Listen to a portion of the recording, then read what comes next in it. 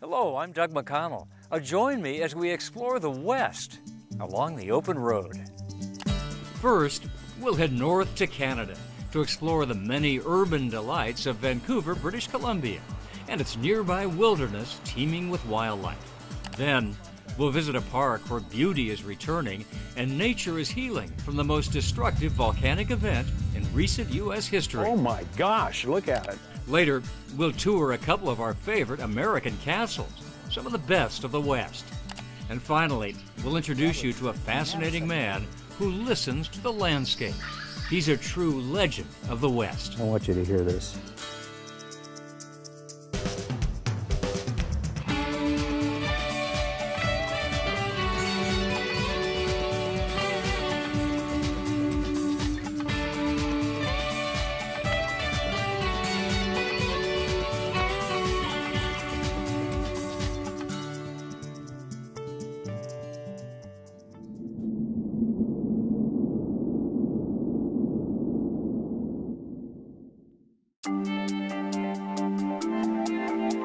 It has majestic mountains, a very sophisticated city, world-class ski resorts, and nature untamed.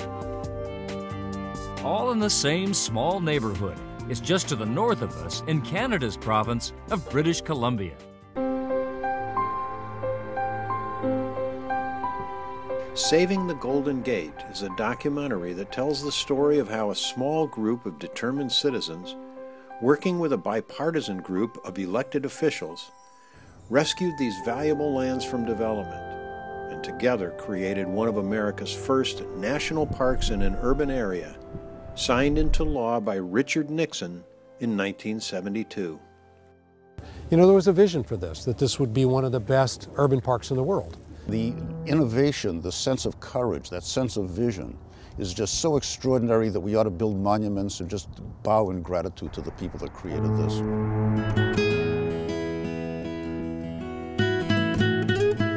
Saving the Golden Gate is also the story of the thousands of citizens who have nurtured the park over its first 40 years, preserving, expanding, and improving it. And it's the story of the next generation of passionate stewards who will guide the Golden Gate National Parks into the future. We got to make sure we're serving everybody because these national parks belong to everyone.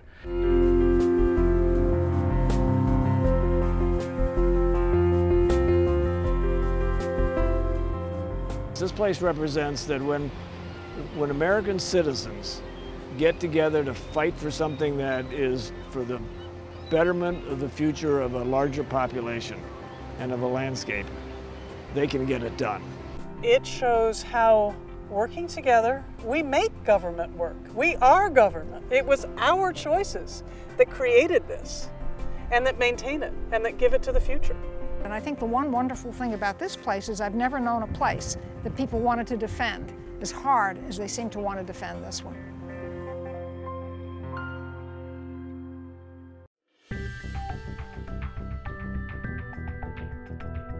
In South San Francisco, the birthplace of biotechnology, at the gateway to a world-class community of life science companies, a team with deep industry experience is transforming its first-generation business park into the Science Center at Oyster Point. Our aim and our focus for this next generation campus that we're building is the place where people love to work. This 21st century life science campus will provide a home for companies seeking a preeminent location, capacity to accommodate expansion, and an exceptional environment designed to attract and retain world-class talent. I think Science Center at Oyster Point is going to be the place to be.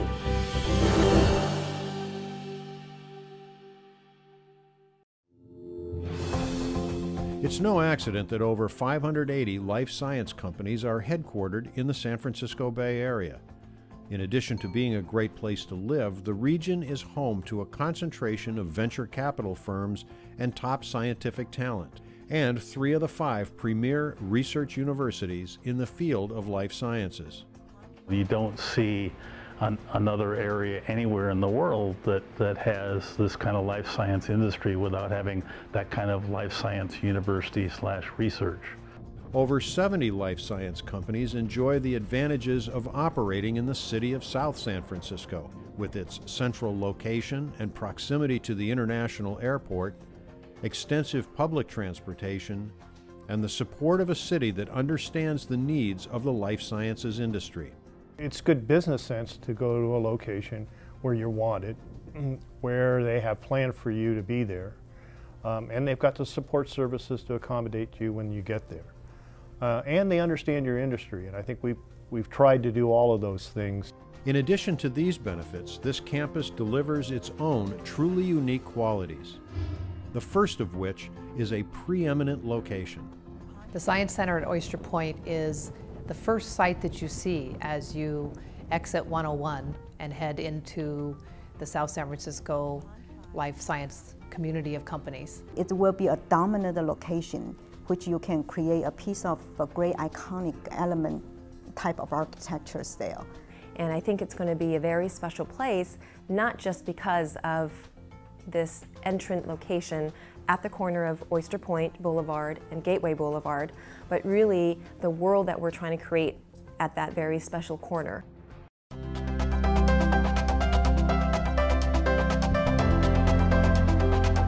This is the magnificent East Bay Regional Park District, the largest and most diverse system of local parks in the nation.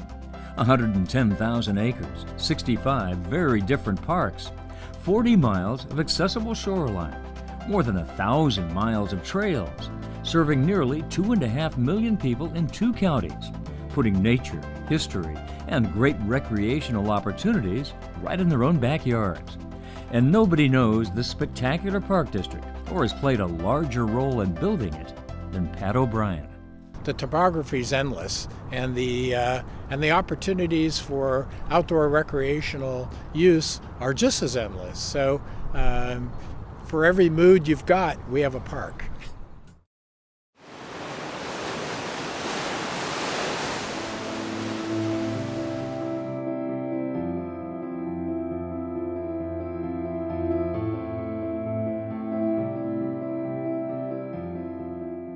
People who come out here from the east or other parts of the world are amazed when they get out here and see how open our coastline is, and the beautiful vista that there is without houses they have to look through.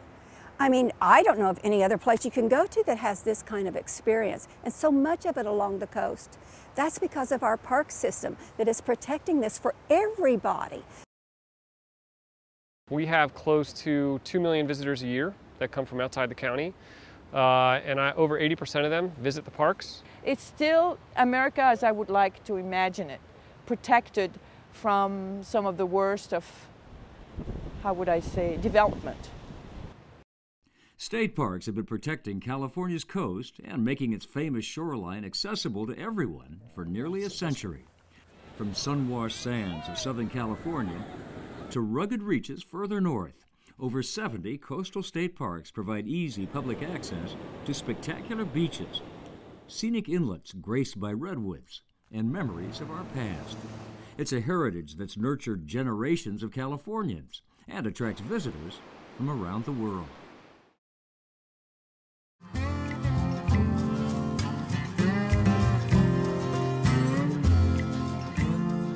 Beneath the Golden Gate Bridge, by the shoreline of a beautiful bay, and only minutes from downtown San Francisco, a national landmark has become our nation's newest national park lodge. It's become an instant classic 100 years in the making, a warm and welcoming refuge in one of the world's most iconic settings. These century-old, once stately homes, nestled in the meadow of a lovely valley here, formerly housed military officers and their families who helped to guard the Golden Gate. Now transformed this former military post, Fort Baker, as a new and exciting future and a brand new name, Cavallo Point, the lodge at the Golden Gate. These buildings were built as places of lodging, so it seemed logical to us then that we should continue that, and hence the the opportunity for the lodge to be created. 請同我哋一齊分享呢個金門國家公園。我先生好中意呢個公園嘅風景。我屋企人好中意喺呢個公園度行山。我係好中意嚟 Central Bass 度玩。我好中意睇住我啲小朋友喺 Ocean Beach 度玩。我哋嘅國家公園都係你哋嘅，好好玩。好歡迎。唔係貴又好安全。請同我哋一齊分享呢個國家金門公園。